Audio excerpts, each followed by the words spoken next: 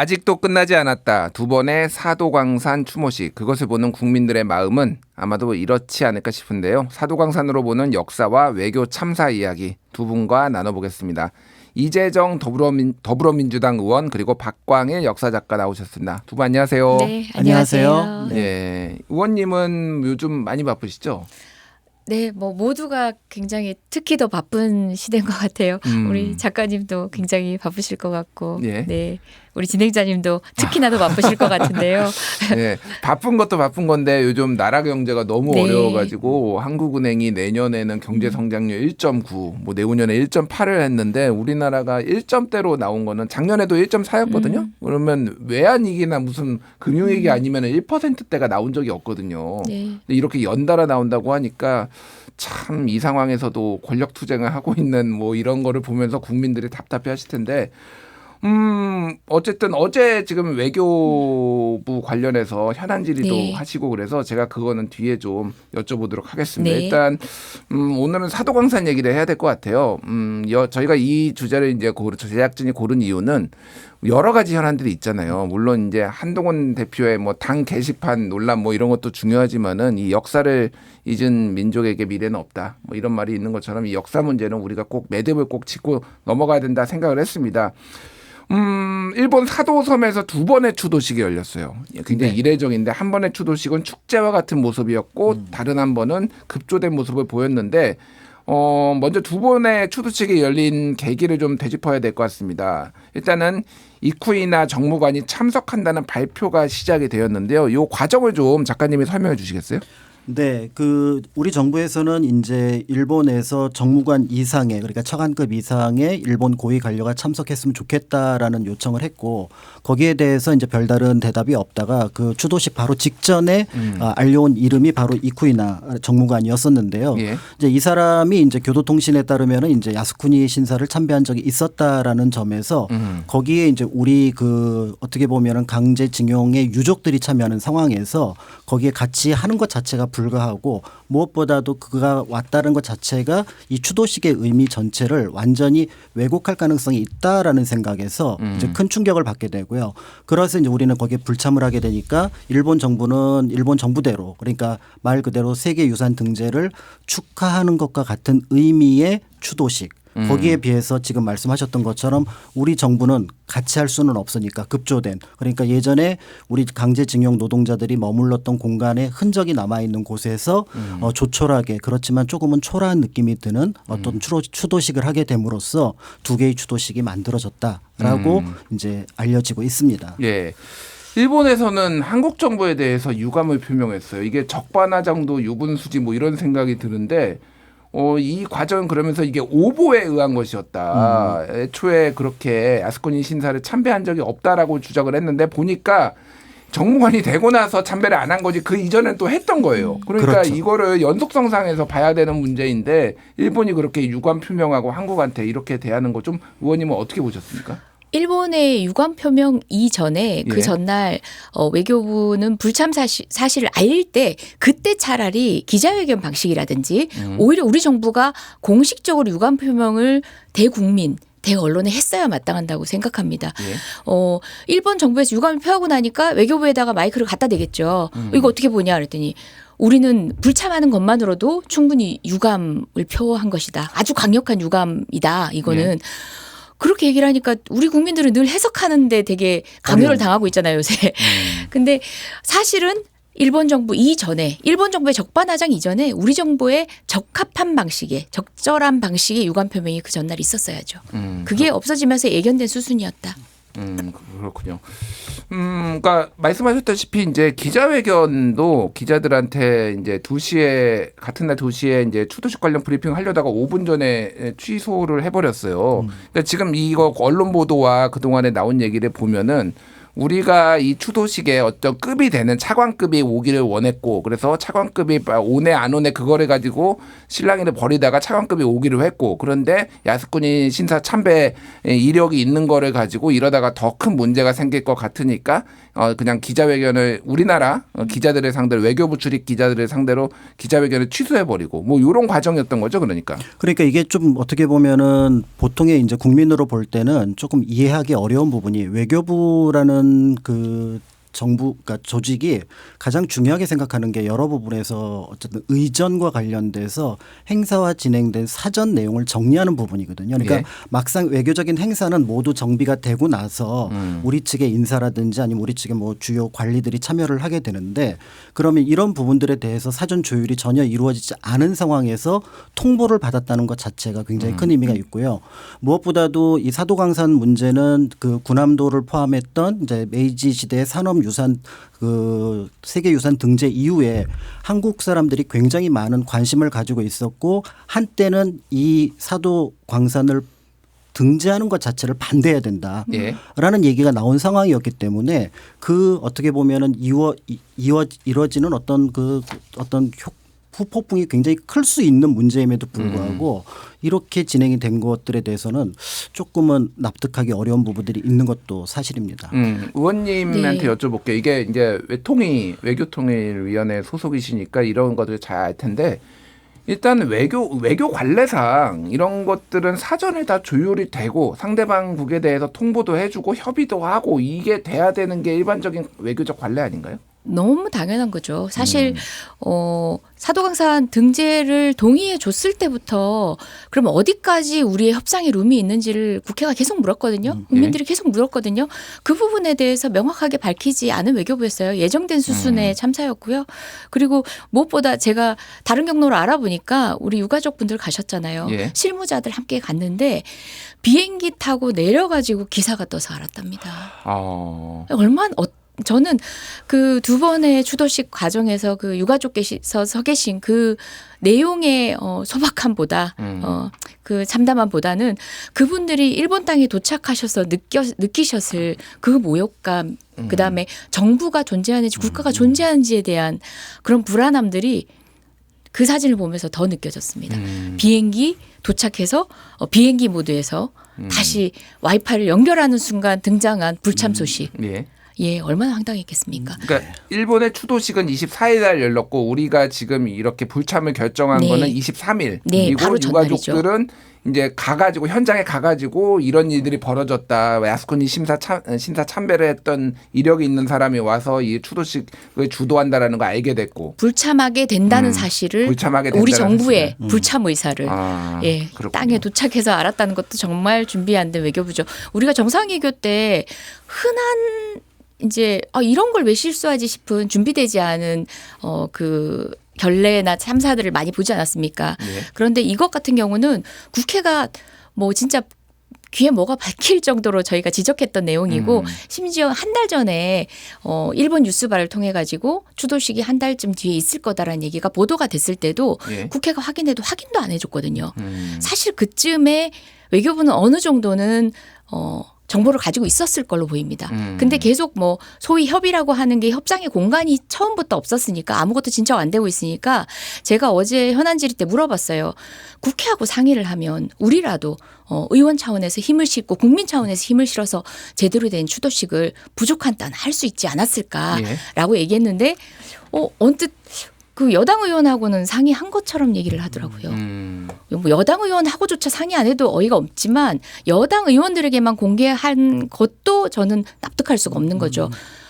왜 우리한테 그 얘기를 안 해줬냐 하니까 일본 측에서 본인들이 엠바고를 걸었다는 거예요. 아니 외교부가 일본의 엠바고를 지키느라고 국회에 보고하지 않는다. 정말 순서가 어긋나도 너무 많이 어긋났죠. 그러니까 사실은 이제 엠바고가 걸릴 수는 있다고 생각을 하는데요. 그럼에도 불구하고 외교부 측에서 바라볼 때 이게 적정하다라고 생각을 하면은 충분히 거기에 대해서 그거를 일정한 시기까지는 가지고 있다가 이제 나중에 언론이나 국민에게 알려줘도 좋을 것 같다라는 생각이 드는데 제가 받아보았을 때 이거를 만약에 이런 방식으로 어떤 진행한다는 내용들이 또는 어떻게 부정확하게 들어왔다고 한다 그러면 예. 사실은 외교부에서는 협상을 거의 못한 거라고 볼 수밖에 없을 거라는 동의합니다. 생각이 듭니다. 왜냐하면은 이제 우리가 잘 알고 있는 이제 영화로도 등장을 해서 영화에서는 굉장히 과장이 되긴 했었습니다만은 군함도가 이제 세계유산에 등재가 될 때 유네스코 세계유산위원회에서 굉장한 어려움을 겪었습니다. 예. 왜냐하면은 그 이전까지는 세계유산이라고 하는 것들이 이제 전근대 유산을 중심으로 하다가 아우슈비츠라는 것들을 통해서 네거티브한 세계유산도 의미가 있다라는 연장선상에서 산업유산이라는 것이 세계적으로 등재가 되기 시작했습니다. 예. 그런데 이제 산업유산이라는 것들이 한 나라의 근대화 과정에서 여러 가지 이제 어떤 진행 과정을 보여주는 자료라고 할 수 있는데 여기에는 이익을 본 나라도 있지만 여기 밖에서 손해를 본 나라 즉 가해국과 피해국이 존재하게 됐었거든요.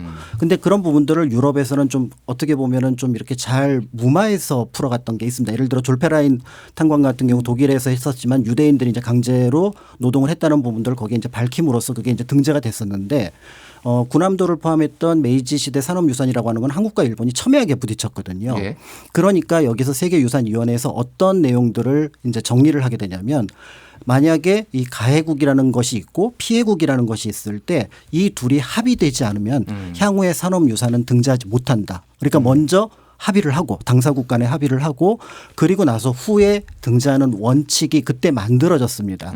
그렇기 때문에 일본 측에서 볼 때 이번에는 그러니까 메이지 시대의 산업유산 등재와 다르게 사도광산 같은 경우는 굉장히 한국 눈치를 많이 본 편이었던 것들이 그런 원칙들이 적용이 돼서 예. 우리가 끝까지 반대를 하면 사실은 이거는 등재 자체가 어려울 수도 있었던 부분이었고요. 더 큰 그림 속에서 바라본다면 일본은 2006년 7년 이후에 그 이른바 근대 산업유산 33개 목록을 이미 정한 상태였습니다. 예. 그러니까 그 절차 속에서 첫 번째로 지정됐던 것들이 이제 메이지 시대 산업유산이었었고요. 그리고 한 두 번째 세 번째쯤에 진행된 게 이 사도유산이고 향후에도 앞으로 등재하고자 하는 산업유산 리스트가 굉장히 많이 남아 있거든요. 예. 그럼 이 어떤 쭉 이어지는 연결고리 속에서 한국의 역할이 중요할 수밖에 없고요. 또 이 중국의 역할이 중요할 수밖에 없으니까 여기서 우리는 설사 거기에 대해서 등재를 허락을 해주고 또 동의를 해줬다면은 충분히 거기에 대해서 얻어낼 수 있는 부분들이 있는 거죠. 그 얻어낸다는 것이 뭐 우리 쪽의 이익이 아니라 유네스코 세계유산위원회에서 바로 이 부분은 꼭 넣어야 된다라고 하는 게 있는데 바로 뭐냐면 어떤 산업유산도 전체 역사가 담겨야 된다라는 거예요. 전체 역사. 풀 히스토리예요. 왜냐하면 산업유산을 이제 메이지 시대로 해갖고 군함도에서도 그게 문제가 됐던 게 메이지 시대니까 우리는 강제징용하고 관련 있는 일제강점기 뺀다. 이러다가 이거를 거부를 당해가지고 전체를 포함하게 됐었거든요. 예. 그러니까 산업유산은 기본적으로 처음에 광산의 예를 들면 광산이 개발되고 광산이 어떻게 보면 운영이 되고 신기술이 들어오고 그리고 광산이 폐광. 예를 들어 사도광산 같은 경우는 1989년에 폐광이 됩니다. 그러면은 그 폐광까지 전체 역사를 담아야 이게 산업유산의 의미가 있지 어느 한 부분을 뚝 잘라서 처음에는 에도 시대만 넣으려고 했었잖아요.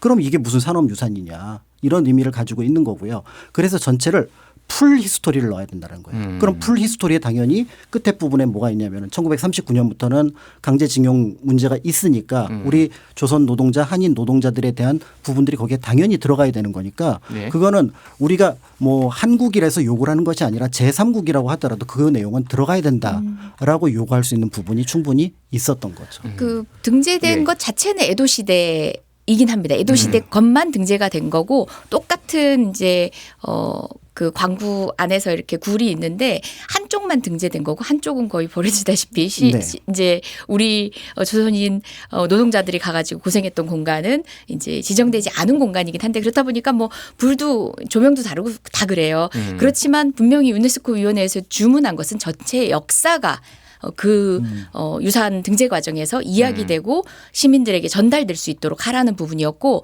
저희가 기억을 잠시 잊으셨을 것 같은데 분명히 올해 6월 달에 예. 유네스코 위원회는 이 코모스 위원회라고 해서 전문적으로 이제 전문가들이 모여가지고 관련된 내용을 이제 자문 기구라고 하지만 실질적으로 그들의 내용이 거의 반영이 되잖아요.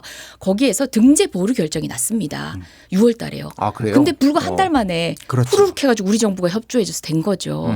저는 이게 올해 초에 우리 정상들끼리 만나면서 뭐 이제 이것저것 퍼포먼스 하지 않았습니까? 예. 그런 과정들 속에서 정말 이런 것과 관련된 이야기도 있지 않았을까? 또는 그 후속타로서 등재 보류 결정에 대해서 우리 정부가 정말 그 몹쓸 그냥 빚을 느끼지 않았다면은 그 한 달간 짧은 시간 안에 등재에 이렇게 협조할 리는 없다는 거죠. 제가 그리고 이제 등재된 겁니다. 두 분의 말씀을 정리를 하면은 유엔 유네스코의 입장이란 것은 이게 이제 만장일치제로 이걸 찬성을 해야 되기 때문에 한 나라라도 반대를 하면 안 되고 그 맥락은 전체의 역사를 담아서 가해자 피해자가 있으면은 피해자의 마음 어떤 주장도 담아야 된다라는 게 어떤 유엔 유네스코의 입장이었고 그래서 우리나라가 이거를 반대를 해왔는데 윤석열 정부가 올해 여름쯤에 6월쯤에 이거를 전격적으로 수용을 하면서 이제 이런 과정이 이어진 거고 전체 풀 역사를 담아야 되지만 어쨌든 일본은 강조하고 싶은 거는 더 많이 강조하고 조금 약간 없애고 싶은 것들은 굉장히 무시하는 방식으로 지금 이게 사도광산의 이런 역사가 지금 뭐 전시가 되고 있다 이렇게 보면 될 것 같은데 하나만 교정은 예. 혹시나 이제 외교부 측에서는 만장일치제가 아니다라고 하고 그게 이제 형식적으로는 맞아요. 결국은 궁극적으로는 다수결을 할 수도 있는데 조금 전 이제 교수님께서 말씀하신 것처럼 이 부분과 관련된 근대 문화유산의 등재에 있어서는 전체 역사를 담는 데 있어서 피해국이 존재하기 때문에 그 부분에 대한 인지가 분명히 될 수 있도록 하는데 굉장히 엄격하고 있는 건 사실이에요. 그래서 이제 만장일치제라는 얘기를 사실상 만장일치제. 그런 얘기를 지금 예. 언론에서 하고 있는 거죠. 알겠습니다. 그래서 결국은 이제 일본도 선택적으로 조금 이런 것들을 추도식에서 언급을 한 것 같아요. 그 추도식에 이제 이쿠니야 아키코 외무성 정무관이 이렇게 얘기를 했어요. 사도광산 노동자들 가운데 일본의 정책에 따라 한반도에서 건너온 분들이 포함돼 있다. 이런 얘기를 했고 전쟁이라는 특수한 사회 상황에서 위험하고 가혹한 환경에서 곤란한 노동에 종사했다. 이런 표현을 좀 썼거든요.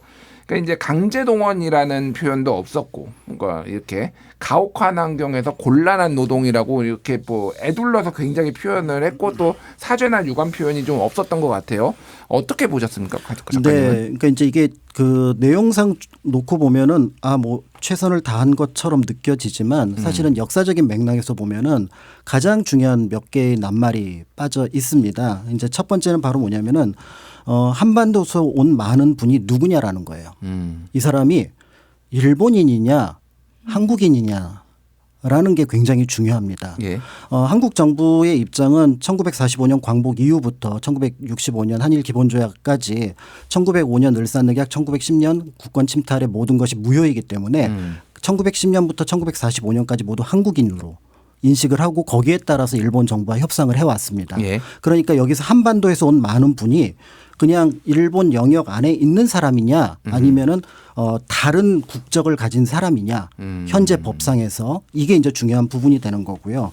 그다음에 이제 두 번째는 고향에서 멀리 떨어져 뭐 이렇게 왔다라고 얘기를 하고 굉장히 위험하고 가혹한 환경인데 이 오게 된 배경이 이제 그러면은 두 번째로 강제로 왔냐 자발적으로 왔느냐라는 거예요. 왜냐하면 우리도 뭐 삼척이고 태백이고 탄전이 있으니까 거기에 대해서 어떻게 보면은 더 돈을 벌고 또 여러 어떻게 보면 경제적인 부분을 염두에 두고 그 가혹한 환경에서 일을 했고요.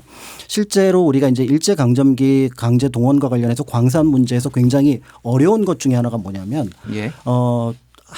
한인국인 노동자들의 사진을 찾을 수가 없습니다. 그런데 우리가 보통 방송이나 아니면 여러 매체에서 보면은 굉장히 고생하고 있는 광산 노동자들의 사진이 있어요. 한때는 그게 한국인으로 묘사가 됐는데 그게 전부 다 일본의 인권단체에서 가혹한 환경 속에서 일하고 있는 일본 광산 노동자를 찍은 사진입니다. 그러니까 실제로는 거의 없다고 보시면 되고 몇 장 남아 있는 건 오히려 선전용이기 때문에 되게 어떻게 보면은 덜 힘들어 보이는 장면들 한두 장 정도만 남아있다고 보시면 되거든요. 예. 그러니까 이 가혹한 환경으로 가게 된 배경이 자발적이냐 강제냐 여기에 따라서 우리가 얘기하는 이제 강제징용에 대한 얘기를 할 수가 있고요. 그럼 징용만 넣어도 되지 않느냐라고 얘기를 하는데 예. 징용 징병은 현재 우리나라에서도 하고 있습니다. 그러니까 군인 갈 때 그 징병이 징집돼서 징집된다. 그렇죠. 징집되어서 가기도 하고 이 국민징용령이라고 하는 것 자체를 1949년에 일본 정부에서 내릴 때 거기에는 일본인도 포함이 되어 있습니다. 예. 그러니까 여기에는 반드시 뭐가 들어가야 되냐면은 강제라는 말이 하나가 더 추가가 되어야 그 불법성이 더 그러니까 명확하게 드러날 수 있다라고 보는 거죠. 그 우리 작가님 지적하신 게 정말 정확한 게 그 방금 진행자께서 읽어주신 바로 그 다음 대목이 뭐냐면요. 예.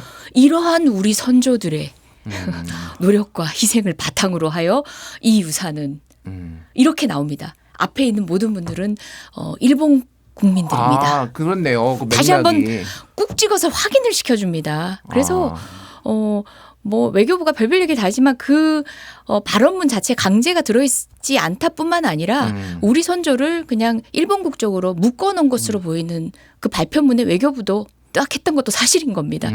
네. 그리고 저는 그 현장에 가서 깜짝 놀랐던 게 제가 가서 보는데 무숙인이라는 게 있더라고요. 없을 무자에 뭐 묵을 숙자가 있는 그러니까 예. 노숙인을 뜻하더라고요. 무숙인 밑에 영어로 뭐라고 돼 있냐면 소위 노숙자들을 잡아오는 과정들이 적혀져 있어요. 그래서 뭐 오사카 뭐 어디 등지에서 캡처드 돼 왔다. 그야말로 강제적으로 그냥 해와서 그 일을 그대로 한국인 노동자가 대체를 한 거예요.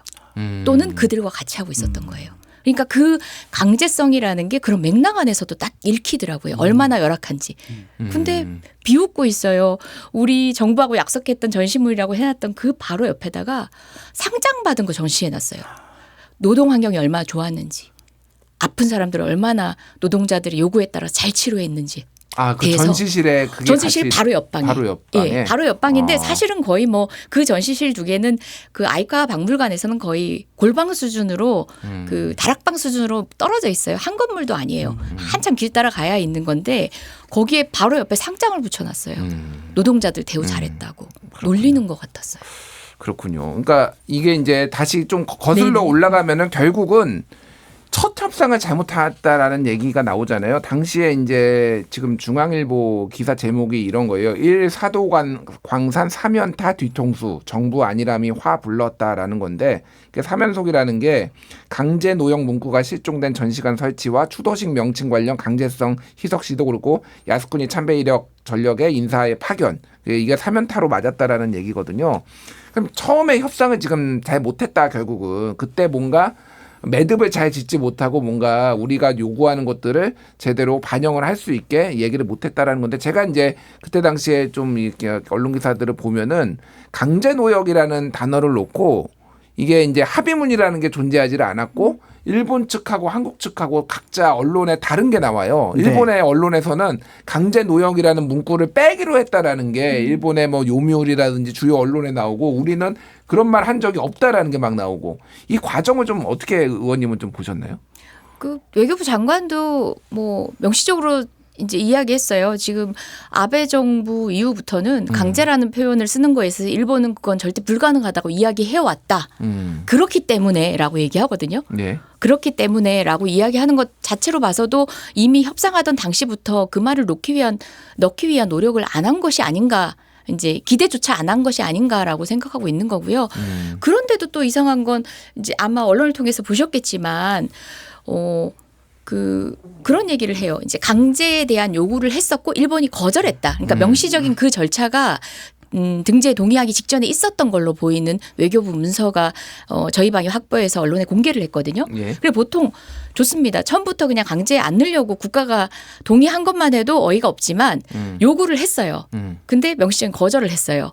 그러면 협상을 결렬시키는 게 당연한 것 아닙니까? 예. 그럼에도 불구하고 해야 되는 뭔가의 추동 원인이 있었다는 게 납득할 수 없는 거죠. 그러니까 한일 외교 우호 관계를 윤석열 정부에서 가장 큰 업적으로 내세우고 네. 있는 상황에서 그 연속성상에서 이런 사도광산 문제로 그런 것들을 훼손할 수 없다. 뭐 이런 네. 어떤 스탠스 기조가 있었다 이렇게 이미 보시는 기조가 거죠. 있었던 것이 아닌가라고 생각합니다. 알겠습니다. 작가님은 어떻게 보셨어요? 그런데 이제 이 부분이 사실은 그게 협상이 물론 양자 협상이기는 하지만 대원칙이라는 것이 존재하고 있기 때문에 실제로 그 우리가 알고 있는 그 군함도와 관련해서 이제 나중에 이제 실사단이 가잖아요. 근데 갔는데 도쿄에 있는 그 군함도 관련된 전시관을 바라보니까 강제라는 문구가 빠져 있는 전시가 있었고요. 예. 그러니까 이제 거기에 대해서 강력하게 질타를 합니다. 우리 처음에 약속할 때 강제 노역 징용 정책 이해를 위한 그런 어떤 교육 자료를 만들어 놓고 그걸 알려주기로 했는데 왜 이 내용이 빠졌느냐라고 질타하고 이거 개선해라.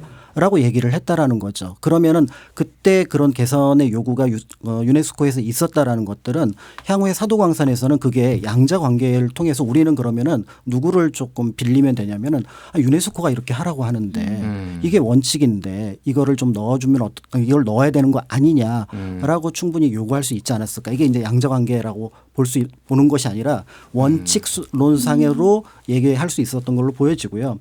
그럼에도 이제 일본으로 바라볼 때는 이 부분이 굉장히 뭔가 자신들에게 큰 부담으로 다가올 거라는 건 어느 정도는 알고 있었을 겁니다만 예. 그거는 일본 측 사정인 거고 우리는 우리가 옳다고 생각하고 또 우리가 원하는 방식을 어떻게든지 거기에다가 넣기 위한 것이 또 우리 정부의 역할이니까 그 역할이 조금 더 잘 됐으면 하는 아쉬움이 있는 거죠. 그렇군요. 결국은 이제 이게 굴욕 외교다, 뒤통수 맞은 외교다, 그리고 뭐 이제 호구 외교다, 뭐 이런 표현까지 나오더라고. 호의가 계속되면 호구인 줄 안다, 뭐 이런 표현까지 지금 나와서 정부 입장에서도 굉장히 난감한 것 같은데, 어쨌든 한국이 그래서 불참을 했고, 그러면 한국이 주도한 추도식 얘기를 좀 해볼게요. 24일에 일본이 이제 주도한 추도식이 열렸고 25일 오전 9시에 사도광산 인근 조선인 기숙사 터에서 별도의 추도식이 개최가 됐는데요. 저도 이제 사진으로만 봤는데 굉장히 뭐라고 해야 될까요? 좀 썰렁하더라고요. 이건 좀 어떻게 보셨습니까, 의원님? 아까도 말씀드렸지만 이제 제가 외교부 관계자를 통해 듣기에는 이제 유가족분들하고 같이 동행해서 갔던 실무관들도 비행기에서 내리고서야 그 뉴스를 확인했다라고 했는데 예. 그러고 나서 허겁지겁 준비를 했겠죠. 우리 한국인들 정서에 따를 때 정부가 관여해서 하는 추도식이라고 하면 의례 상상되는 풍경들이 있잖아요. 예. 전혀 그런 방식은 아니었고 뭐 급조됐으니까 그렇겠다고 이해한다 손 치더라도 거기 유가족들을 모시고 간 것도 너무 송구한 일이죠. 근데 저는 이제 그런 생각도 했어요.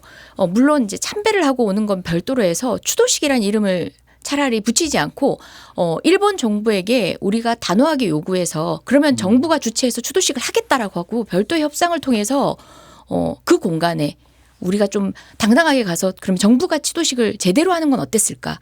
그걸 제안했으면 어땠을까라는 생각도 했습니다.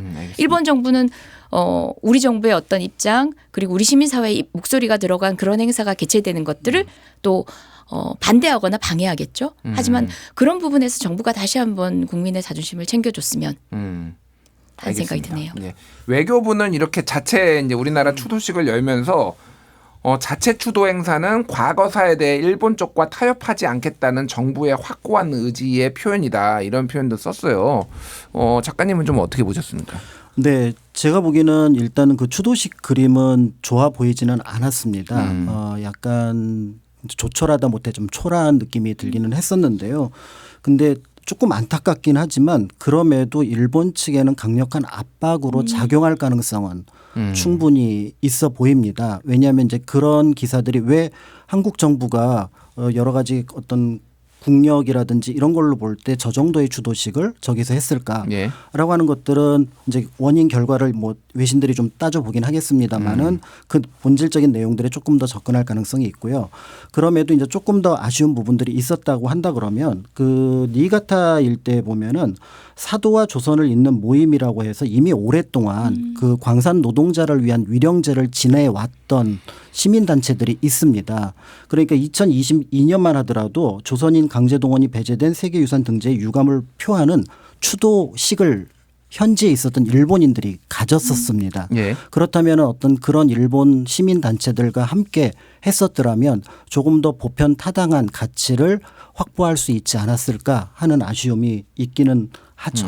그렇군요. 그러니까 작가님 말씀 종합해 보면은 군함도 때보다 사도광산 때가 훨씬 더 여러 대내외 환경이 좀 우호적이고 우리의 의지를 관철할 수 있는 여지가 많았다 이렇게 좀 보여요. 그렇습니다. 그래서 그 근대의 유산 특히 산업유산이 가지고 있는 가해국과 피해국의 문제 그다음에 화해에 대한 문제 이런 것들이 굉장히 중요한 부분이었고요. 무엇보다도 세계유산이라는 것이 등재되는 것이 어떻게 보면 축제와 같아야 되는데 누군가가 그거를 계속해서 어떻게 보면 불편하게 또 때에 따라서는 피해를 전혀 보상받지 못한 상태에서 이루어진다 그러면은 예. 유네스코에서도 그걸 계속 그러니까 추진하기 어려운 부분들이 있거든요. 그런 면에서 볼 때 그때 일단은 반면 교사로 삼아서 우리가 좀 어떤 것들을 요구하고 어떤 방식으로 진행을 할 거라는 것들이 구체적으로 쉽게 나올 수 있는 부분이었다라고 보여지고요. 예.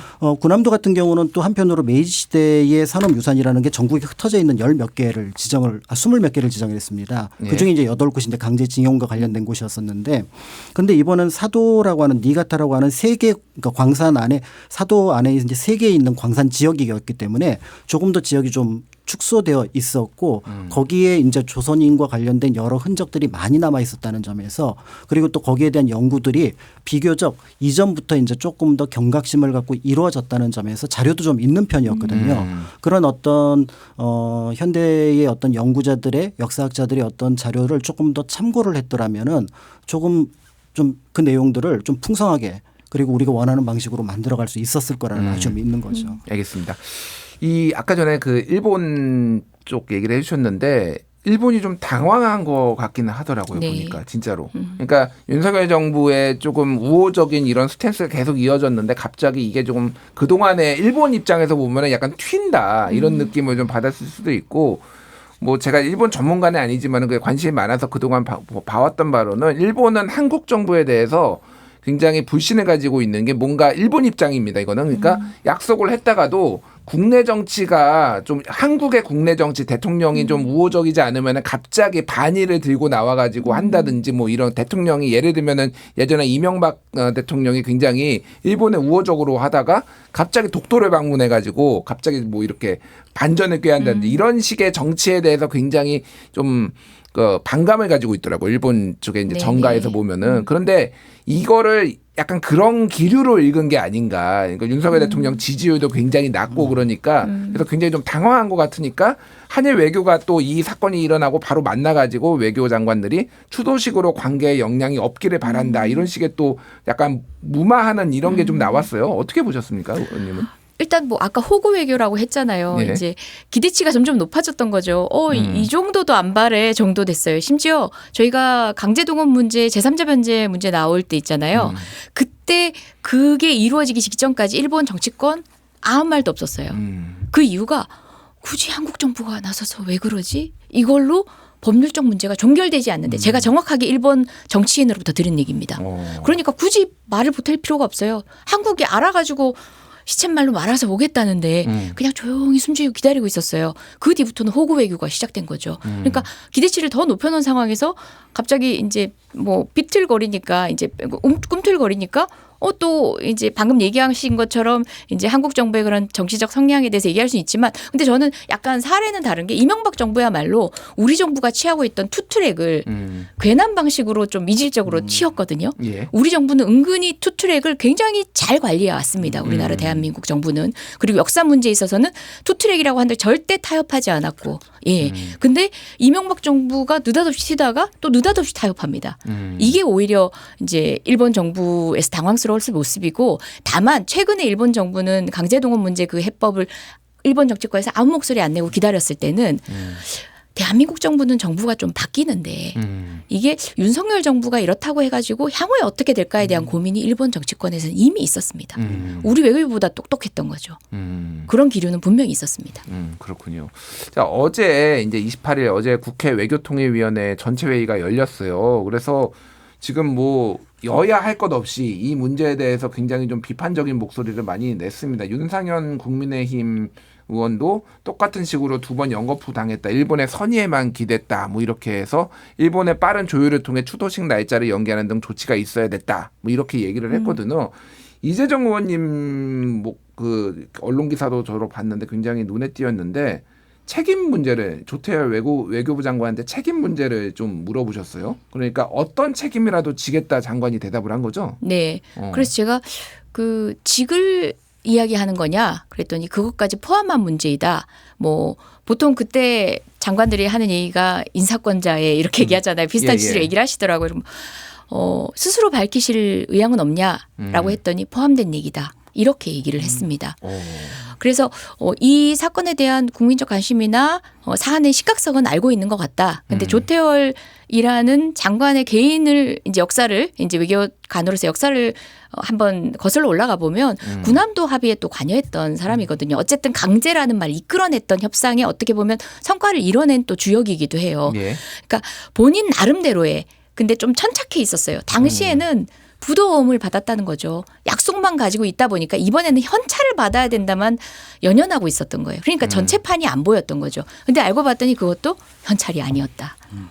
그게 본인이 느낀 그날의 감회지 않았을까. 본인 스스로 납득 못하고 스스로 자존심 이나 모든 면에서 좀 모든가 좀 그러니까 여러 가지 고민들을 하는 게 느껴지는 그 순간이었어요. 그렇군요. 그러니까 좀 기류가 어쨌든 조금 변한 것 같기도 하다. 그리고 말씀하셨다시피 조태열 외교부 장관이 제가 찾아보니까 그 청록파 시인으로 유명하죠. 조지훈 시인의 아들이더라고요. 그래서 저 깜짝 놀랐습니다. 그래서 네. 조지훈 시인이 또 이제 고려대학교 교수도 하면서 굉장히 뭐 독재 정권에 대해서 막 준엄하게 네. 비판도 하고 굉장히 기계가 있는 문인이었는데 그래서 이게 뭐 뼈대가 좀 있는 집안이구나 이런 생각도 좀 했습니다. 결국 이제 이게 요거는 좀 짚어봐야 될 것 같은데 작가님. 그러니까 사도광산에 이제 우리가 강제징용된 우리 이제 국민들이 많이 희생을 당했다라는 건 아는데 얼마나 거기에서 피해가 있었는지 요거는 모르시는 분들이 많거든요. 좀 네. 간략히 설명을 좀 해주시죠. 그러니까 지금 이제 사도광산 문제에서 사실은 이 문제가 어떻게 보면은 우리 쪽에서 그 희생자라든지 아니면 강제징용 상태를 알 수가 없을 뻔했습니다. 그 이유는 이제 1945년에 일본이 이제 패망하는 과정 속에서 그 단기간에 그러니까 미군정이 들어오기 전까지 그 징용 관련된 서류들을 다 없애버리게 됩니다. 예. 그러니까 이제 나중에 미쯔비시가 이제 광산을 관리를 하고 있었고 운영을 하고 있었는데 일본 정부에서 이와 관련된 명부를 내놓아라라고 얘기를 했는데 미쯔비시에서는 그런 명부가 없다. 소실되었다. 라고 주장을 하는 바람에 그러니까 니가타 자체는 굉장히 많은 그 한국 사람들이 강제로 끌려와서 일을 하고 있었고 그 광산에서 일을 하고 있었던 사람이 있었음에도 불구하고 그 데이터가 없었던 거죠. 그런데 그 부분을 찾아낸 부분들이 바로 누구냐면 일본의 역사학자입니다. 그래서 히로세라고 하는 분이 그거를 굉장히 치밀하게 조사를 해서 1512 그러니까 일자리 숫자까지 맞춰가지고 1939년 이후에 그 중에 80%가 또 충남 지역에서 이제 강제징용이 되었다라는 것들을 확인을 이제 그러니까 인원수까지는 확인을 했고요. 거기 이제 사도광산에 보면은 이제 뭐 가족으로 온 사람도 있어서 그 사람들은 이제 사택에 머물고 이제 단신으로 온 사람들은 료라고 하는 그런 어떤 기숙사에 한 4개 정도에 나눠서 머물렀었거든요. 그런데 이 숫자만 가지고는 할 수가 없었는데 최근에 그 니가타에 있었던 시민들이 각자 자기가 알고 있는 자료들을 다 조사를 해서 예. 흥미로운 자료 하나를 이제 찾아냅니다. 그걸 이제 정혜경 선생님이 이제 논문으로 쓰기도 했는데요. 담배를 미쯔비시에서 노동자들한테 나눠주었던 명부가 나온 겁니다. 거기에서 460 몇 명의 명단이 나왔고 그거를 추가로 해서 한 600에서 700명 정도까지 이름을 확인을 했고요. 그 이름을 확인했다는 얘기는 고향까지 확인을 했다는 얘기가 되는 거고 예. 그 과정에서 이제 어떤 방식으로 징용이 되었는지 이런 내용들을 거기서 이제 다 확인을 했습니다. 다만 이제 이걸 가지고 추가로 할 수 없는 게 바로 뭐냐면 얼마나 희생이 당했는지는 그 자료는 앞으로 연구를 해야 될 부분입니다. 참고로 우리가 알고 있는 군함도 같은 경우는 1944년 이후로 한 800에서 900명 정도가 그러니까 전함 배치가 됩니다. 호카이도에서 이제 그 나가사키 하시마 쪽으로 군함도로 전함 배치가 되는데 공식 희생자만 134명이거든요. 예. 조금 가혹한 조건이라고 하더라도 거기에는 미치지 못하더라도 굉장히 많은 희생자가 있었을 걸로 보여지고 있고요. 그런 면들이 현재까지 이제 이 사도광산과 관련된 연구 성과인데 앞에서 잠깐 말씀드렸던 것처럼 우리 쪽의 연구가 굉장히 여러 부분에서 자료의 어떤 그 소실이나 이런 걸로 어려웠는데 이게 일본 측에서 연구가 되고 자료가 나왔다는 점에서 향후에 이 부분은 정부 대 정부도 중요하겠지만 우리의 어떻게 보면 연구단체나 시민단체가 그쪽의 연구단체 시민단체와 교류를 하는 과정 속에서 이 부분을 조금 더 지속적으로 어떻게 보면 올바른 방향으로 끌고 갈 수 있는 힘은 있지 않을까 이런 생각을 하는 그런 알겠습니다. 어떤 곳이기도 합니다. 네, 이제 말씀하신 걸 요약해 보면 어쨌든 일본의 시민사회단체나 학계하고도 우리나라가 연대를 해서 조금 더 많은 진상들도 파악을 해야 되고 일본 정부와도 아직도 이제 협력을 해야 될 많은 것들이 많이 남아있다 이 정도로 보면 될 것 같은데 이제 외교 한일 관계 한일 외교에 대해서 좀 여쭤봐야 될 것 같아요. 어쨌든 많은 역사적인 사실에 대해서 대한민국이 일본에 양보를 했다라는 거는 뭐 부인할 수 없는 사실인 것 같아요. 지난해 3월에도 강제징용과 관련해서 이제 배상 문제를 이제 재단을 세워가지고 그때 박진우 외교부 장관이 우리나라가 물의 반 컵을 채우면은 일본도 반은 나머지 채울 것이다 이런 취지의 발언을 했는데 아무도 어떤 기업도 일본도 들어오지 않았고 뭐 이런 상황이 지금 이어지고 있는 거잖아요. 지금 계속 약속하자고 양보를 하는데 지금 한국 정부의 스탠스는 어쨌든 한일 협력은 계속 하겠다. 그리고 역사 문제는 좀 별도로 이렇게 하겠다라는 이런 기조가 지금까지 있었던 것 같은데 어떻게 될 것 같나요? 지금 한일 관계하고 이런 기조가 지금 앞으로도 이어질 것인지 좀 궁금합니다. 이번 문제가 발생한 직후에 이제 기자들이 물었을 때 강인선 차관이 그런 얘기했잖아요. 개별 사안으로 관리되도록 하겠다. 한일 관계 갈등으로 비화되지 않도록. 이게 뭐 개인 대 개인의 갈등이 아니라 사안의 무게가 만들어내는 당연한 사안 자체의 갈등적 요소를 내포하고 있는 본질이거든요. 본질적 갈등이거든요. 이 부분에 대한 인식이 아직도 없는 거죠. 그리고 윤석열 정부가 표방했던 한일 관계 개선이라는 그 껍데기에만 계속 천착해 가고 있는 거죠. 저는 이제 그 말씀 하나 드리고 싶은 게 그 현장에 가보면 아까 인원수 얘기를 했을 때 이제 몇백 명 얘기도 했는데요. 그 미지급 임금과 관련돼 가지고 그 1,100여 명이라고 문서에 나와 있더라고요. 근데 그것도 저는요. 한국 사람이 방문한다는 걸 전제로 영어본이라도 나와 있으면 좋겠는데 그게 해설도 없어서 제가 구글 그 카메라를 켜고 그 하나하나를 다 봤습니다. 그게 한국 정부가 협상한 전시실의 모습이었습니다. 여튼 최소 뭐 미지급 노동자에 대한 언급이 뭐 1,100명이었다면 그 이상이 될 것이다라는 건 충분히 추측이 가능한 것 같아요. 말 보태봤습니다. 알겠습니다. 오늘 여론조사 하나가 나와서 요거 좀 질문을 드려야 될 것 같아요. 한국갤럽이 지난 26일에서 28일 만 18세 이상 유권자 1,001명을 대상으로 전화 면접 조사를 했는데 윤석열 대통령 직무수행 긍정평가율은 19%로 지난주에 20이었다가 1%포인트 다시 떨어져서 10%대가 됐는데 제가 눈에 띄었던 거는 이거예요. 대통령 직무수행 긍정평가 이후 1위가 외교가 나왔습니다. 41%가 외교였고요. 2위가 열심히 한다, 최선을 다한다 6%, 그리고 3위가 여러 개가 공동으로 올랐는데 전반적으로 잘한다, 결단력, 추진력, 뚝심, 경제, 민생, 뭐 서민 정책 복지 요게 공동으로 4위가 됐습니다. 부정평가 이후로는 경제, 민생, 물가가 15%, 김건희 여사 문제 12%, 외교 8%, 소통 미흡 7%. 그래서 외교가 잘한다라고 평가하신 19%의 국민들한테는 외교가 압도적이에요. 41%. 그리고 못한다라는 것에 대해서도 외교가 8%가 올라왔거든요.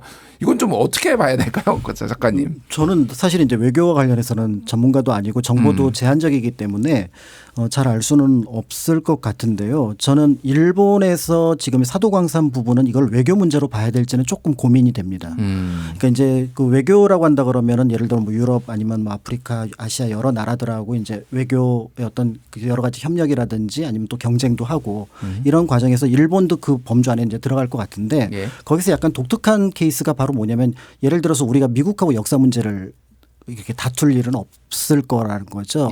그 얘기는 뭐냐면 이거는 또 한편으로는 외교이기도 이전에 역사 문제라는 부분이고 우리 국사 교과서에서 가르치는 내용이 만약에 잘못된 것이 아니라면은 그 내용이 일본에서도 가르쳐야 되는 게 맞죠. 그런데 우리는 가르쳤는데 일본에서 가르치지 않으면 둘 중에 하나가 누군가가 숨기거나 아니면 잘못된 거라면은 이거는 우리가 거기에서 서로 가르칠 때는 또 잘 뭐 어떻게 보면 영향력이 없다고 하더라도 만나는 지점들에서는 우리가 이렇게 가르쳤는데 이게 잘못된 것이 아니다라고 주장은 할 수 있어야 되지 않을까라는 생각을 하게 된다는 면에서 외교이면서도 사실 이제 외교적인 협상력이 필요하지만 본질적으로는 역사 문제일 것 같고요. 그렇기 때문에 한국 정부는 이거를 일본 정부에 대해서 외교 문제로 접근하기보다는 일본 정부가 역사를 어떻게 보느냐라는 인식. 그러니까 일본 정부의 역사 레토릭은 굉장히 무라야마라든지 호소가와라든지 굉장히 좋은 편이었습니다. 근데 그게 교과서라든지 시민사회로 전달되지 않았고 묘한 평화라는 개념으로 정착이 됐어요. 전쟁이 없는 상태입니다. 근데 전쟁을 일으킨 것에 대해서는 우리도 관심이 있고 전쟁이 없는 것도 평화지만 일으킨 부분에 대해서 명확하게 짚고 넘어가야 되는 부분들이 있거든요. 알겠습니다. 이제 그런 예. 부분들을 같이 얘기를 했으면 좋겠습니다. 알겠습니다. 역사 문제에 좀 더 방점을 찍어야 된다고 말씀하셨고요. 네. 외통이시니까 네. 외교 문제. 그 언젠가에 또 어떤 여론조사에서는 잘한 것도 외교, 못한 것도 외교였거든요. 맞아요. 근데 지금 예. 오늘 조사에서 저는 또 주목되는 게 2위가 열심히 하니까. 라고요? 열심히 한다. 최선을 다한다. 예. 조금 전에 우리 실은 이제 우리 작가님께서 얘기하신 정치인이 하지 말아야 될 것 중에 하나가 이제 열심히 하겠다, 최선을 다한다는 얘기인데 결과가 중요한 건데 예. 아마 우리 국민들이 보시기에 윤석열 대통령 하면 떠오르는 게 1호기 타고 떠나는 것밖에 기억이 안 나실 거예요. 그렇다고 또 떠오르는 거는 의대 정원 학대인데 그걸 또 잘했다고 보긴 힘드니까 답변을 그렇게 하신 게 아닐까. 만약 1호기 타고 떠나서 계속 외교 문제로 비화됐던 그런 사건들이 이제 언뜻 스치지 않았다면 그냥 열심히 한다가 1위가 아니었을까라는 생각도 우프게 해봅니다. 그러니까 찾을 게 없어서 그나마 나은 게 외교라고 네. 인식한 분들이 꽤 있었다. 이렇게 구체적 보시는 판단은 거죠? 아니었을 거라고 생각합니다. 아. 한일 관계 개선이라고 만약 예를 드신다면 예. 결국은 내용의 본질을 들여다보지 못한 판단이시지 않나 좀 알겠습니다. 아쉽네요. 예, 의원님 짧게 이 사안과 관련해서 민주당에서 좀 준비하고 있는 게 있는지 좀 말씀해 주시죠. 네. 군함도 같은 경우만 하더라도 2015년 등재한 다음에 2017년도에도 있고 그다음에 도쿄올림픽 직전에도 유네스코 위원회에서 강력한 목소리를 유감 이제 strongly regret 이라고 예. 표현을 해가지고 결정문을 발표를 했어요. 그처럼 지금 남아있는 기간 동안에 정부가 사실은 해야 되는 일이 아니라면 뭐 국회도 우리 시민사회도 같이 해야 됩니다. 이런 내용들을 충분히 전달을 해서 관련된 등재에 대해서 이제 궁극적으로는 취소도 예. 할 수 있거든요. 예. 그렇지 않더라도 경고의 목소리가 국내외적으로 그리고 또 유네스코 알겠습니다. 위원회에서 함께 반영되도록 해야 할 것 같습니다. 예. 조금 전에 소개해드린 조사는 무작위 추출, 무선전화 가상번호의 전화 인터뷰 중 방식으로 진행이 됐고요. 응답률은 11%였고 자세한 내용은 중앙선거여론조사 심의위원회 홈페이지를 참조하시면 됩니다. 오늘은 두 분과 함께 사도광산 역사와 외교 참사 이야기 나눠봤습니다. 두 분 감사합니다. 고맙습니다.